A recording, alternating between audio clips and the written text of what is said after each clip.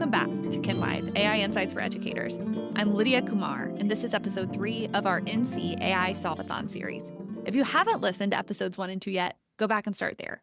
You'll hear from the NC DPI leaders who built this competition from the ground up and from the first place winning team.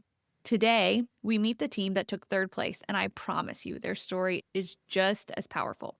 I'm joined by Stephanie Van Sock, media coordinator and AI instructor at Douglas Byrd High School in Fayetteville, North Carolina, and 3 members of her team, the Byrd Brains. Tremaine Thomas is a senior at Douglas Byrd, DeMarcus Billups is also a senior at Douglas Byrd, and Christopher Butler is a sophomore, notably from a different school entirely, Piney Forest High School, who found his way to this team through Spark and See and showed up ready to work. The 4th member of the Byrd Brains team is Camille Singleton, an 11th grader at Douglas Byrd, who was on both the robotics and softball teams. She wasn't able to join us today, but she is very much a part of the story. Together, these 4 students built the Jade Book, an app and website designed to help unhoused and low-income residents find critical resources, where to shower for free, where laundromats offer free washing. It's practical, it's specific, and it was built by young people who understand the problem from the inside. Chris has experienced homelessness 3 times. He said the app would have helped his family. The team coded across 2 schools, collaborated mostly remotely, and presented their work in front of 1,500 North Carolina educators at the state Solvathon. Let's hear from them.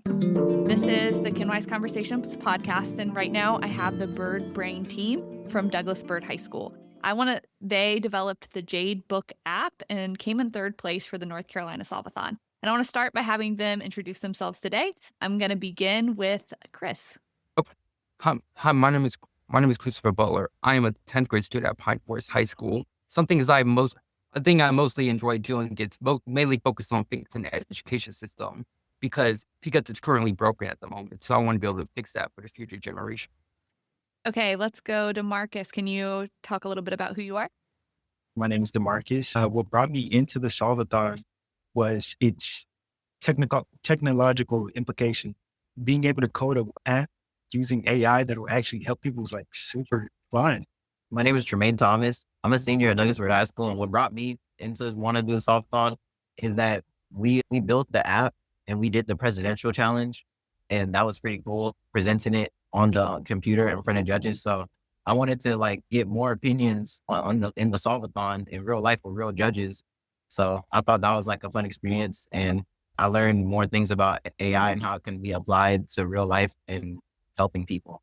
And I know that our listeners are dying to hear from you all more about what the app you developed is. So can one of you take us through what is your app? What's it called? What problem does it solve? Kind of paint that picture for us. So our app is called the Jade Book. Essentially what it does is help homeless people get access to resources near them and show them what they can access. So for example, let's say I'm a homeless person without shelter. The app will take them through a needs assessment and then assign them certain shelters near them based on the zip code database that we inputted into the app. How did you decide? There's so many problems out there in the world that you could solve. Why this one?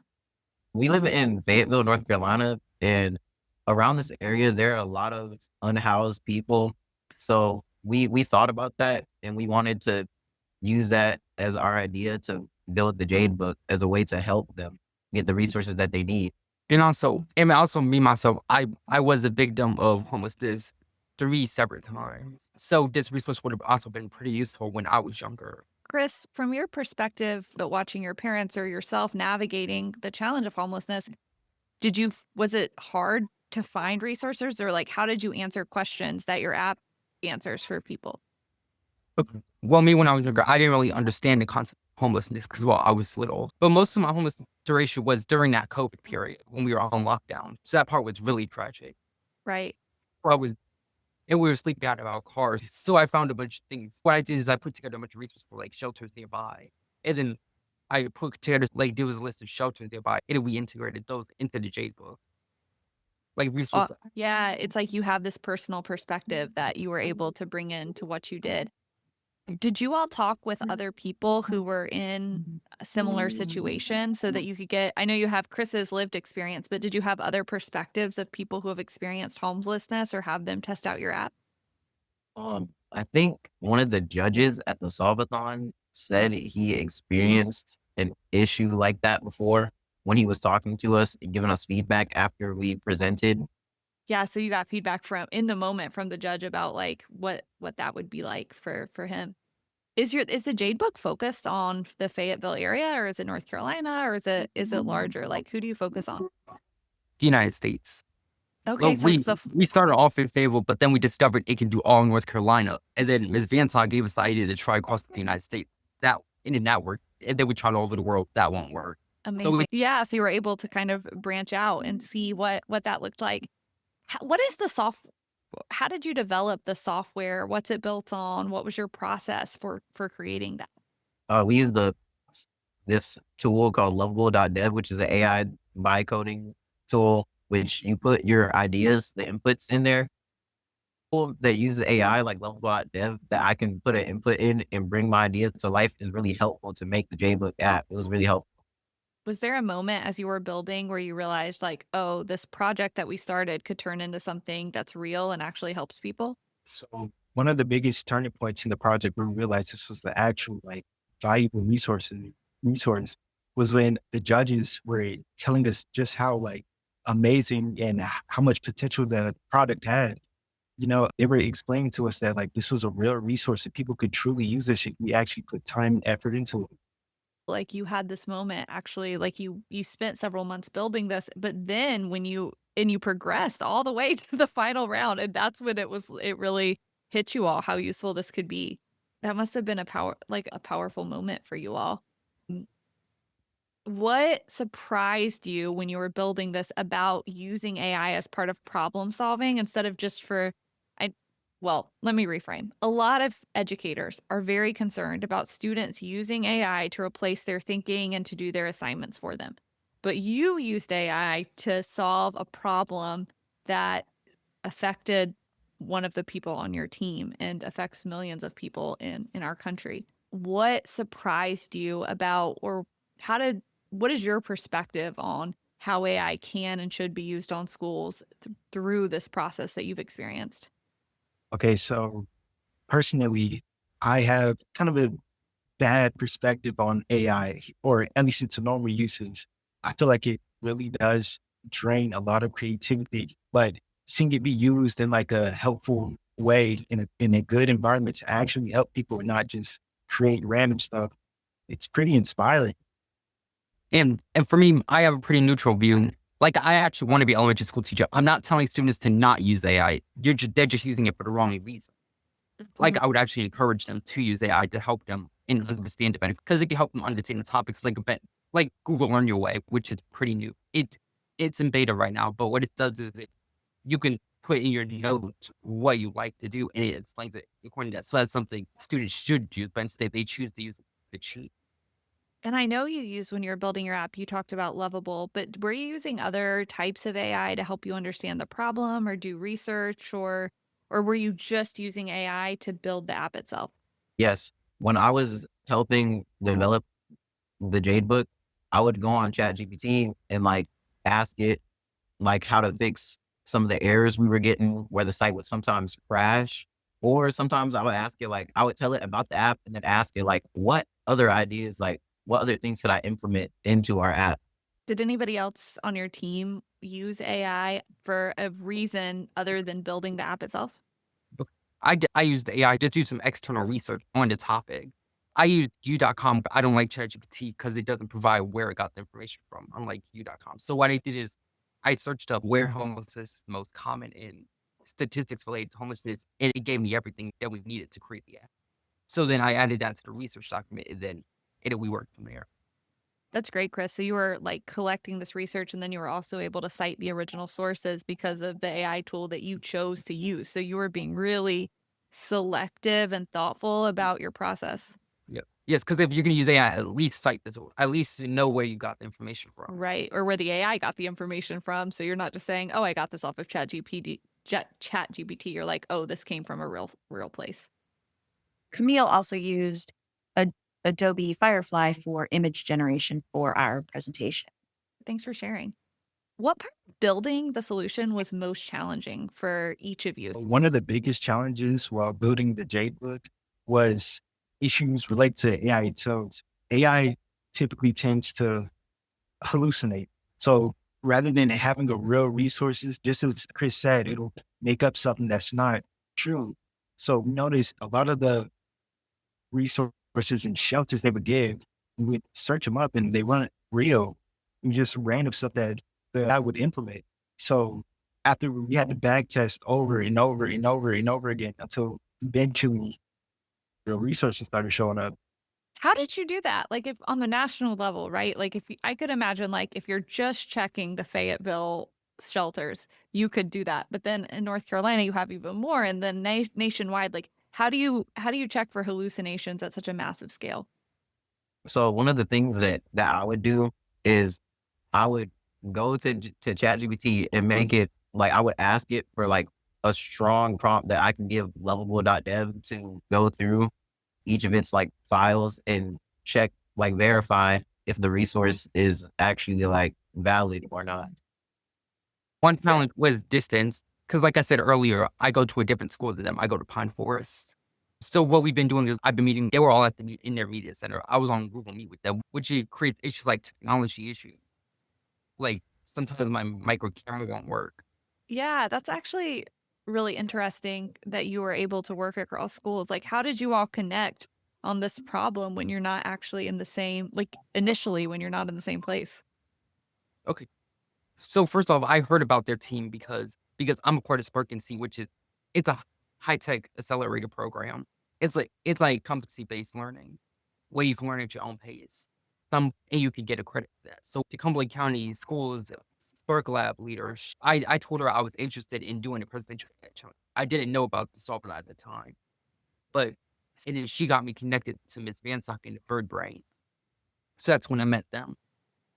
Did you all meet in person before the Solvathon challenge? Or was that the first, like, when you presented in person, was that the first time you had met in person? Actually, no. We were at the Education Resource Center one time. This is after we figured out we got made top 10. We were there. We were working on a project. That's when I met them in person the first time. And then the second time was when we were in Greensboro for the final. That's really interesting. I feel like so many people do remote work in their professional environments, but not so many people when their students are collaborating in this way on a project from a distance. So that's really amazing that you were able to connect in that way. Tremaine, did you have a different challenge? Or are you There was a lot of ideas. That was a challenge that we had. We had to figure out which ideas we wanted to implement into the app and which ideas we didn't really need to implement. That was one of our challenges. Did you ever have disagreements in your team of like, oh, we should implement, like, I don't know, one of you had this idea and you're so passionate about it, and the other one's like, I don't think this is good. Did you have some of those moments you had to navigate? So with the app, now once too many ideas are added into the app, it begins to falter and crash essentially. So you really have to like narrow and keep it simple, and you don't want to add too many features because then that messes the app up. It also sometimes when you add a lot of features, it makes things less usable because there's more places to go. And so I think it takes a lot of discipline when you can execute your ideas to not execute them to hold yourself back a little bit. So that I think is shows some discipline too. I'm On curious. Oh, go ahead. So about the app getting overloaded and stuff, that was one of the fixes that I went in and did. So I would go to ChatGPT and tell it what I wanted to do within the app, like fix, like I would tell it like exactly the error that we're having and ask it, how can I fix this? Make the app run smoother, make it run quicker, like how it used to. And it would send me like back after I put that prompt in, it would send me like a prompt to send to Lovable that would like basically train it and tell it, do this, don't do that.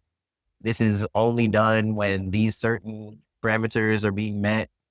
Were there any features that you had to cut or remove that were like heartbreaking to you to get rid of, where you were like, oh, this, I just like want to add this so much and Mm. it just didn't work? Yeah. Yeah.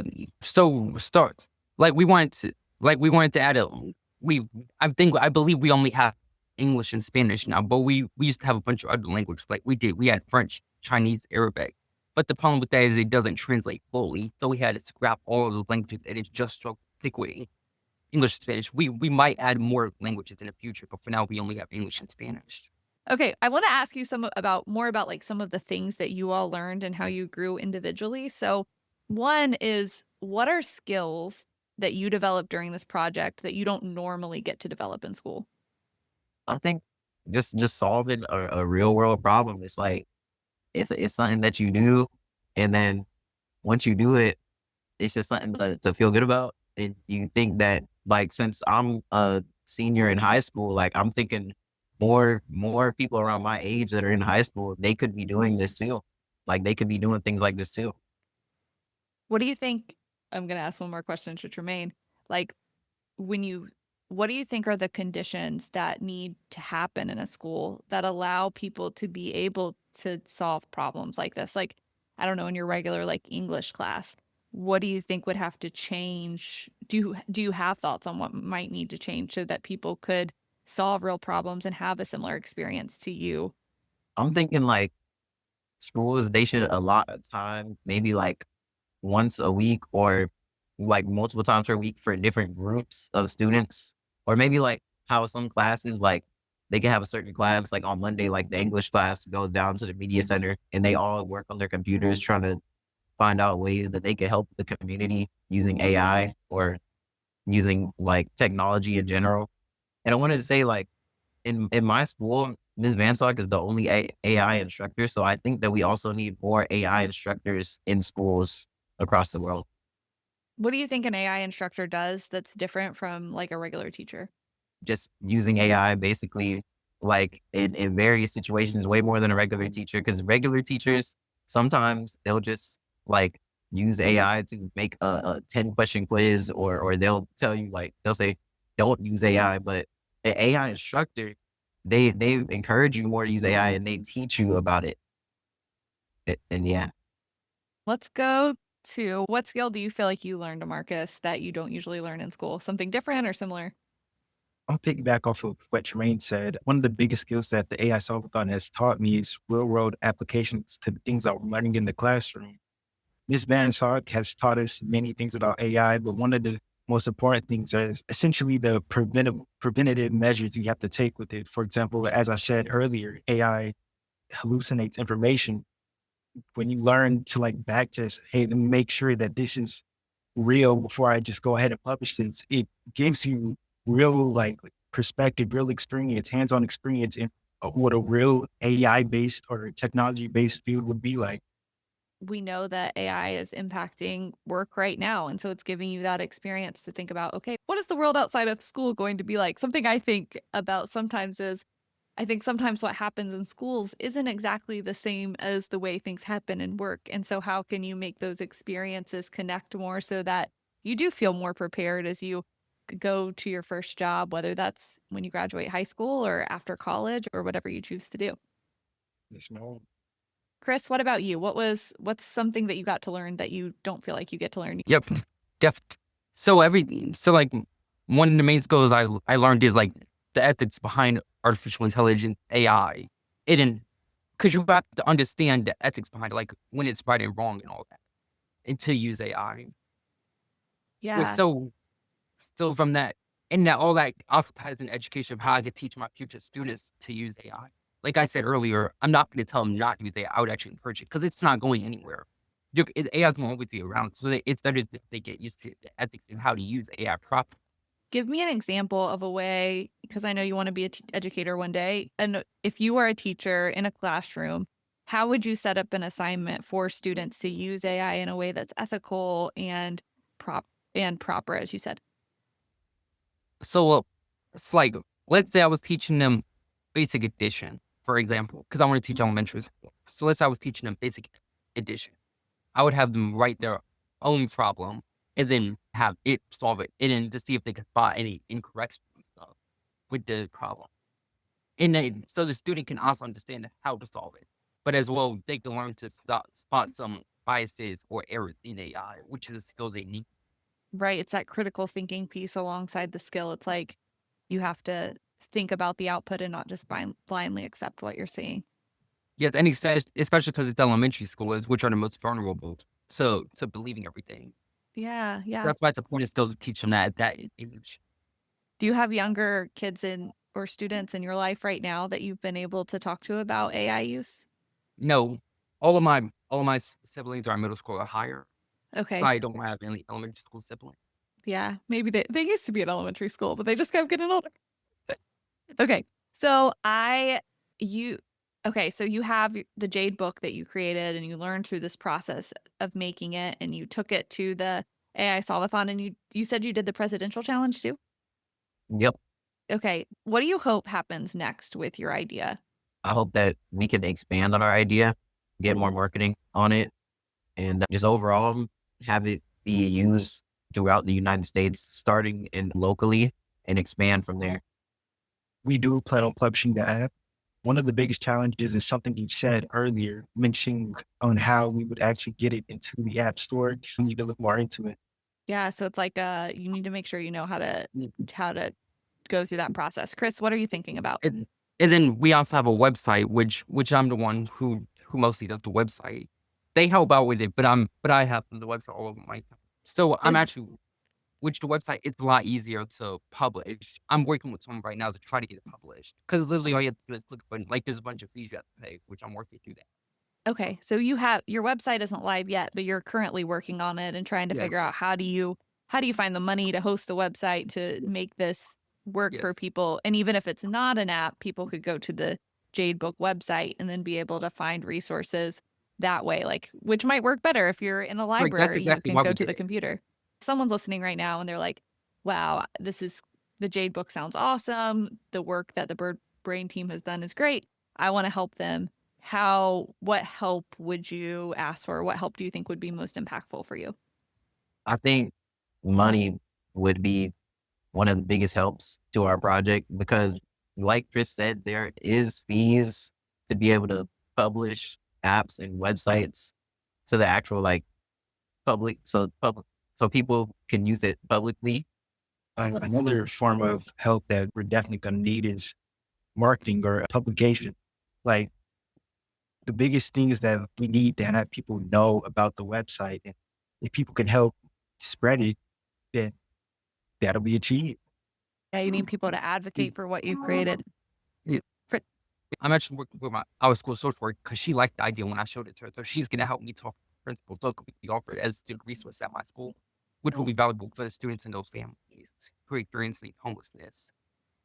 Yeah, so that's one distribution channel is being able to contact school social workers like you've done, Chris, and say, okay, how can we get this out to students who may need the resource?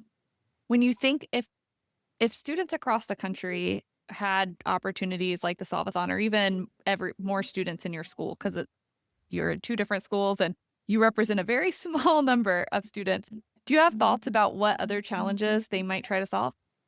I was thinking like there were a bunch of issues in the world currently, and most of them are aligned with the United Nations Development Goals.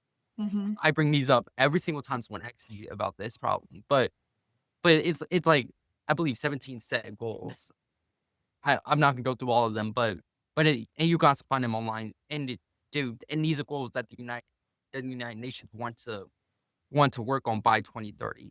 Like my my passion for education came off of the goal number 4, which is quality education. Like I would have never wanted to be a teacher if I didn't read about that goal. Thanks for sharing that, Chris. And I'll link that in the show notes so that people who may not be familiar can look at those goals and learn more about what you're talking about. Okay, I have one last question. I just looked at the time and was like, oh, it's time to wrap up. And Miss Van Zock, you could answer this question as well from your perspective.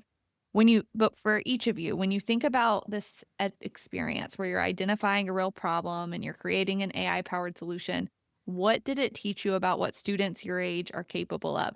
This project, I'm so proud of them. They were able to achieve something that people really, really want to utilize. We've been approached by so many different people, different companies who have said, this needs to be a real thing. How can we make it happen? And they did that. I was just here to support them and kind of guide them along the way, make sure they stayed on topic, make sure they, met their deadlines and things. But this is their project. And they've done so well with it. And I know that they will be able to do great things in the future. Amazing. Thank you. Any thoughts about what you think did it change for the students in the room? Did it Now that you heard all those nice things about yourself, did it change how you saw yourself or your teammates about what you're capable of? I think that more students should be using AI to do the things like that, how we did, like the solve-a-thon to solve real world problems. Because I think that people like my age and DeMarcus and us, like we have really good ideas and that just need to be put out into the world and they can actually make a change. For sure. I mean, you all came up with an idea that your coach just, Miss Van Sock, just said, people are coming up to us saying, how can we make this a reality? What do you need? And that's so powerful. And you all came up with that. It wasn't adults. I've been a teacher for about 15 years, and I really believe kids, a lot of times, they have such a different perspective of the world that needs to be considered when thinking about new ideas. And, they're the ones that are going to be experiencing the future and shaping the future. So we need to listen to them and see what they have to say. And it's been really cool to take this time to listen to each of them today, to hear about each of your perspectives and your experience building this. And I think, you are a proof point for what students are capable of. And I think AI provides just another tool that allows you maybe to solve problems that maybe weren't solvable before, which I think is really cool to be like, oh, I can build something that I couldn't build before, or there's like whole new problems that weren't solvable and now they are. So it's exciting to see what's possible and great to have students like each of you thinking and innovating. Okay, so I'm gonna end. I want to respect your time. We're already over a few minutes, but before I end this call, do any of you have like a last word or a last thing that you just want to say and make sure it ends up in the podcast before we close out? I do have something to say. So I'm on the robotics team and we made it states. Nice. Congratulations. What is your robotics project? Oh, basically we had to build a robot and it's for a competition where we go up against other teams and you basically score points. It's If like people it's like a follow, shooter and it shoots the balls. that's cool. If people want to follow your project, is there a website or a way for them to learn We about? do have social media. On Instagram. That's what I'll look for you all, but Miss Van Sock, if I can't find them, if you send me that link, then I can include that too, so that people can, follow Mhm. along. We can all be hoping that Tremaine's team wins robotics at state. I just think the winning needs to continue for Cumberland County schools. And like I said, well, is it okay if I say two things? Yeah, you can say two things, Chris. I'm gonna start off. So like essentially, we should be helping the unhoused people or homeless people. It's a be rude because they're humans too. Like they had, and you don't know how they end up on the streets, which is none of our business. But we should be helping them. Another reason why we created this app. And then another thing is I have an Instagram where I do some education advocacy, and I'm actually posting a post about AI in school and how we should be using AI rather than students cheating. If there's any resources that you all would like me to share, send them my way so that I can make sure that this links back. If you have a coming soon website URL, I can link to that, even though it's not live yet, so that when it is live, this post will continue to exist. People can find you. Any ideas like that? I want this to be one more resource for you to get the word out about what you've done. So if there's things that you want me to specifically highlight, Miss Van Sock has my email, and so you can let her know and just send things my way so that I'll put this on my website and then it will be published to Spotify and Apple Podcasts. I'll put it on YouTube. So it'll be in these different places to kind of like push out. So I'll do some marketing of this podcast, which in turn markets like the work that you've done. I'm excited about your future. I'm excited about the apps that you have, and I'm glad that we have people like you in the world solving problems. So thank you for what you've done. And Chris, thank you for also that push for all of us, whether we're building apps to help people or not, to just remember that unhoused people are people and they have, that we need to have empathy and understand that we don't know how people end up in the situations they're in. So thank you as well for that push for all of us to retain that perspective and for your willingness to talk about your own experiences, because that takes courage to share where you've been. Tremaine, DeMarcus, Chris, and Stephanie, thank you so much for sharing your story and time with me today. What I keep coming back to from this conversation is something Chris said near the end, that unhoused people are people, and we don't always know how someone ended up where they are. That empathy is what built the Jade Book. It's what pushed them to research real shelters, check for hallucinations, remove features that made the app crash, and keep iterating until it actually worked. That's not just good product development. That's good values made visible. If you're listening and you want to support the Byrd Brains, they need two things: funding to cover publishing and hosting fees, and people to help spread the word. If the Jade Book reaches school social workers, community organizations, or libraries across North Carolina and the US, it can actually get into the hands of the people it was built for. Reach out to me and I'll connect you with Stephanie. You can also follow the team on Instagram. I'll link that in the show notes. And if you want to learn more about the real world problems students like these are trying to solve, Chris recommends starting with the United Nations Sustainable Development Goals. I'll link those too. One more episode with the student team is coming up next, and we'll close out the series with a broader conversation about how AI and education leadership came together here in North Carolina. You can see all that at our website, kinwise.ai/podcast. Until next time, stay curious, stay grounded, and stay Kinwise.